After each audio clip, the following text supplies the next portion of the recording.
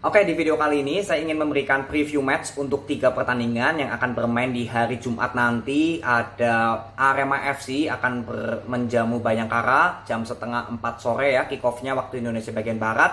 Lalu ada Semen Padang akan kedatangan tamu PSM Makassar. Ini juga kick-off-nya jam setengah 4 sore waktu Indonesia bagian Barat. Dan jam 7 malam ini ada Persik Kediri menghadapi Dewa United. Kita mulai dulu dari Arema ya, yang akan menghadapi Bayangkara FC.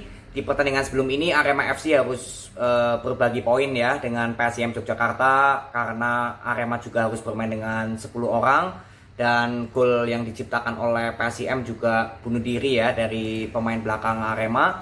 Artinya untuk Arema sebetulnya dari segi transisi pertahanan, penyerangan di pertandingan sebelum ini saya sudah bilang cukup bagus. Tinggal besok kita akan lihat apakah Arema bisa konsisten, karena ini bermain di kandang sendiri juga. Dan Bayangkara FC sebetulnya di pertandingan kemarin ketika menghadapi PSM, saya sudah mengatakan kalau sebetulnya Bayangkara bermain juga menurut saya masih belum terlalu optimal. Jadi sebetulnya ini bisa dimanfaatkan untuk Arema FC dari segi chemistry, dari segi transisi pertahanan dan juga penyerangan. Ini semoga bisa dimanfaatkan lebih optimal lagi. Karena kalau dari masalah skema, saya bilang ya, menurut saya Arema masih lebih baik lah daripada Bayangkara. Tapi ya besok kita akan lihat ya. Siapa tahu Bayangkara di pertandingan besok justru bisa tampil lebih optimal lagi daripada pertandingan kemarin. Nah, ini semoga bisa diwaspadai untuk Arema. Tapi overall saya bilang Arema tinggal di sektor tengah depan, variasi serangannya semoga bisa lebih terlihat maksimal lagi, karena di pertandingan kemarin masih banyak ya kesalahpahaman dari pemain tengah dan juga pemain sayap Arema. Semoga di pertandingan besok ya dari segi chemistry semoga bisa lebih optimal lagi ya. Lalu untuk Bayangkara FC saya nggak terlalu banyak mereview atau menganalisa, karena dari segi permainan juga sebetulnya masih belum optimal. Tapi untuk Arema FC saya sudah sedikit melihat gambarannya lah, kalau sebetulnya permainan Arema nggak terlalu jauh beda seperti di musim lalu. Permainan cepat menjadi ciri khas utama dari Arema. Dari sektor tengah sayap semuanya cukup bagus. Tinggal ya semoga besok nggak terjadi seperti insiden kartu merah lagi ya, karena kan merugikan untuk tim Arema. Jadi paling ini aja untuk kedisiplinan pemain Arema. Semoga besok bisa lebih optimal lagi. Dan ya saya ingin lihat bisa konsisten nggak seperti kemarin saat menghadapi Jogja. Karena walaupun Arema banyak kehilangan bola possession, tapi ketika melakukan penyerangan sebetulnya Arema juga sudah cukup bagus lah untuk kreativitasnya. Tinggal masalah kesalahpahaman lah yang berapa kali saya masih lihat ada miskomunikasi. Nah, ini semoga besok bisa diperbaiki untuk Arema FC menghadapi Bayangkara. Karena mungkin Arema FC harusnya bisa untuk memegang kendali bola possession, harusnya bisa ya. Tinggal besok kita akan lihat di atas lapangan apakah justru Bayangkara yang kemarin tampil menurut saya kurang baik menghadapi PSM, apakah besok justru sudah mulai ada perkembangan atau tidak. Ini juga akan saya lihat ya. Jadi nanti ketemu di reviewnya saja untuk Arema FC bertemu dengan Bayangkara hari Jumat jam setengah 4 sore ya, kick-off-nya waktu Indonesia bagian Barat. Lalu kita next ya, bahas PSM ya. Ini akan bertemu dengan Semen Padang. Semen Padang sebagai tim tuan rumah, sedangkan PSM Makassar kembali lagi harus bertandang ya, karena kemarin juga harus bertandang ke Bayangkara ya. Jadi untuk Semen Padang di pertandingan kemarin menang 2-0 lawan Dewa United. Menurut saya dari gaya permainan nggak jauh berbeda juga seperti di musim lalu. Dan yang paling terpenting untuk Semen Padang ini adalah walaupun nggak terlalu banyak bisa melakukan penyerangan atau mungkin menciptakan peluang yang banyak, tapi ketika pemain belakang entah lawan Dewa United, entah kemarin mungkin lawan Persib ya. Kalau lawan Persib memang pertahanan Persib cukup bagus. Tapi kemarin lawan Dewa United, kesalahan sekecil apapun itu bisa dimanfaatkan untuk para pemain Semen Padang menciptakan peluang emas. Jadi ini untuk PSM Makassar menurut saya hati-hati di sektor belakang, hindari masalah seperti kesalahan-kesalahan sendiri, karena Semen Padang ini permainannya cepat. Dan kalau saya bilang keunggulannya ya ketika mendapatkan peluang sekecil apapun bisa menjadi peluang emas. Tapi untuk Semen Padang saya juga ingin lihat kalau ya besok semoga untuk masalah counter attack itu nggak terlalu monoton juga, banyak kreativitas. Karena menghadapi PSM Makassar menurut saya juga nggak mudah, karena PSM Makassar kemarin walaupun imbang lawan Bayangkara, sebetulnya untuk transisi penyerangan dan pertahanan PSM Makassar ini cukup bagus. Ya, tapi untuk PSM Makassar kalau menurut saya ini seperti belum dapat chemistry aja dengan pemain-pemain baru, atau ya dari segi pemain-pemain yang lama juga lah. Ini seperti belum menyatu dengan gaya permainan Tavares. Karena kan Tavares kita tahu gaya permainannya cepat, tapi juga biasanya membangun serangan dari sektor sayap ke tengah, lalu biasanya ke sayap lagi gitu ya. Ciri khas yang saya dapatkan lah ketika nonton PSM Makassar 2 musim ini dipegang Tavares. Nah, ini seperti dalam 2 pertandingan ini belum terlihat maksimal dari segi passing. Untuk tujuannya bagus, skemanya sudah terlihat gitu ya.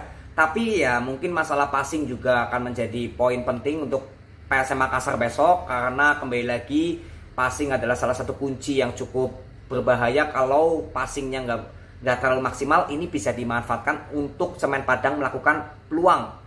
Jadi semoga dari segi passing untuk para pemain PSM Makassar juga bisa dimanfaatkan lebih optimal. Lalu chemistry juga menurut saya masih menjadi salah satu faktor, walaupun nggak terlalu banyak persentasenya, tapi menurut saya masih ada sedikit chemistry yang harus dibentuk lebih matang lagi dengan pemain baru yang didatangkan.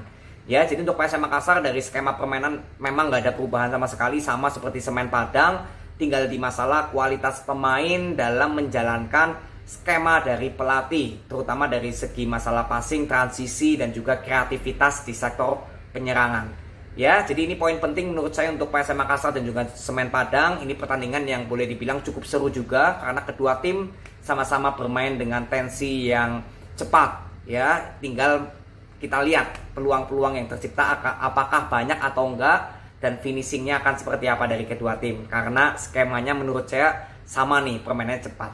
Ya, jadi nanti kita ketemu di video review untuk Semen Padang yang akan menjamu PSM Makassar bermain hari Jumat. Kick off-nya jam 3:30 sore waktu Indonesia bagian Barat. Lalu next ya, kita bahas Persik Kediri yang akan bertemu dengan Dewa United. Ini menurut saya jelas pertandingan yang cukup penting ya untuk kedua tim, karena Persik Kediri juga kemarin kalah ya lawan Madura United. Lalu untuk Dewa United ini justru belum memperoleh poin sama sekali. Kalau Persik Kediri sudah memperoleh 1 poin ya, karena imbang lawan Bali. Nah, poin yang paling penting menurut saya di luar dari hasil ya, saya nggak akan membahas apakah Persik menang, Persik kalah, atau Dewa United menang atau kalah. Saya nggak akan bahas di masalah hasil. Tapi yang paling penting untuk Persik Kediri adalah di masalah pelatih dulu. Pelatih harus bisa menentukan skema yang diinginkan ini seperti apa. Lalu yang kedua, pemain yang diturunkan. Nah, ini cukup penting. Karena apa? Ketika kita ambil contoh kemarin ya, ketika Rospide datanglah menangani Persik Kediri, itu kan pemain yang diturunkan oleh Rospide nggak terlalu mengubah pemain inti Persik. Seperti Bayu Oto contohnya lah, masih tetap diturunkan. Lalu ada Yusuf, ataupun mungkin Agil, Hamra, Anderson ya, waktu itu masih ada. Jadi memang nggak terlalu banyak merubah chemistry dulu di masalah pemain. Nah, sedangkan di pelatih sekarang, Persik Kediri dengan pelatih baru ini juga merubah susunan pemain inti. Jadi chemistry ini seperti belum menyatu semua. Makanya saya kemarin ketika menghadapi Madura United, saya mengatakan kalau permainan Persik Kediri ini saya belum bisa tahu arahnya mau kemana nih pelatih dari Persik Kediri, si Ong ya, pelatih Ong. Karena ketika menghadapi Persis Solo, saya bilang Ong ini sangat mengandalkan si Dibe, pemain Persis Solo. Tapi kan di Persik Kediri belum terlihat pemain yang kriterianya seperti si Dibe. Nah, inilah yang menurut saya harus bisa dipecahkan oleh pelatih dari Persik Kediri. Karena jelas pemain-pemain yang baru didatangkan ini seperti belum terlihat chemistry-nya. Ya, makanya kemarin banyak yang komen, saya lihat gitu ya, komentar-komentar di Instagramnya Persik ketika kalah lawan Madura United. Saya juga setuju sebetulnya ya, kenapa pemain inti atau boleh dibilang Persik Kediri Pride gitu ya, pemain lokalnya Persik yang biasanya diturunkan dari musim ke musim seperti Bayu Oto, Yusuf, itu kenapa nggak dimainkan? Nah, itulah yang saya bilang bahwa chemistry ini juga cukup penting sekali. Karena kalau boleh dibilang Persik Kediri seperti semuanya di-upgrade gitu, dan itu belum terlihat dari 2 pertandingan ini Persik Kediri bisa tampil optimal. Kalau masalah pressing, memang ciri khas Persik Kediri kan bermain pressing oke lah, cukup bagus. Tapi ketika membangun serangan nggak terlihat seperti ada kreativitas atau ya seperti pragmatis, banyak long ball yang nggak efisien. Ini kan yang berapa kali saya lihat gitu loh untuk para pemain Persik Kediri kemarin menghadapi Madura United. Jadi semoga besok menghadapi Dewa United yang notabene Dewa United juga memiliki pemain yang cukup bagus dari sektor belakang, tengah, depan kuat semua. Di luar dari hasil Dewa United gak pernah kalah, tapi perlu hati-hati juga kalau bola possession Dewa United juga ya memang cukup bagus. Tinggal masalah chemistry aja nih, karena kan pemain yang didatangkan juga ya Dewa United pemain depannya berubah ya. Jadi ya ini juga chemistry. Jadi yang menurut saya paling penting ya di Persik Kedirinya, karena kalau pemain Dewa United ya dari segi kualitas sudah terlihat lah ya. Ini kan mantan pemain-pemain Liga 1 semua lah yang dibeli oleh Dewa United gitu ya. Seperti Mesidoro, ada Marukawa, ada Jaja, Kambuaya, Egi, dan lain-lainnya lah. Kalau Persik Kediri kan benar-benar saya pun nggak terlalu paham gitu loh pemain asing yang dibeli dari Persik Kediri. Karena kan sebelumnya bukan dari pemain Liga 1. Nah ini yang menurut saya masih sedikit menjadi persoalan. Ya, jadi kunci untuk Persik Kediri besok yang saya ingin lihat, poin pertama adalah di susunan pemain dulu seperti apa yang dilakukan oleh pelatih. Lalu yang kedua skemanya akan seperti apa. Dan poin ketiga yang paling penting adalah di masalah pergantian pemain ya. Di saat Persik Kediri unggul maupun lagi kalah atau lagi ingin mencuri gol, saya akan lihat pergantian pemainnya akan seperti apa, siapa yang diturunkan gitu. Ya, jadi mungkin ini dulu poin penting yang saya bisa bagikan kepada kalian. Untuk Persik Kediri akan menjamu Dewa United di hari Jumat, kick-off-nya jam 7 malam waktu Indonesia bagian Barat. Semoga ini bisa bermanfaat untuk kalian semua. Ya, terima kasih. See you.